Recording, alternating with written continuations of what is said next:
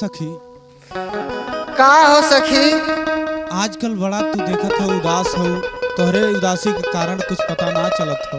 अरे का बताइए सखी, हमार पिया हमरा के छोड़ के चल गईलन। सेज पे रात बे छछनी ला ए सखी, का बताई? सुनावा।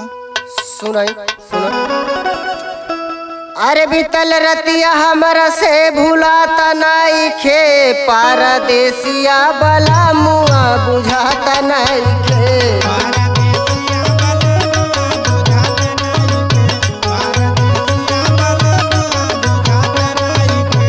बुझाता नाई खे हो, बुझाता नाई खे, पारदेसिया बला मुआ बुझाता नाई खे।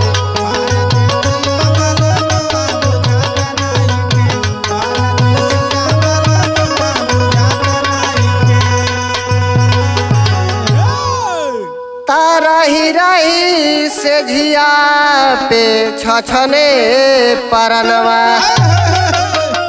रही रही से झिया पे छछने परनवा। अरे लहुरा देवरवा से ठिकाता नाई खे, पारदेसिया बला मुआ बुझाता नाई।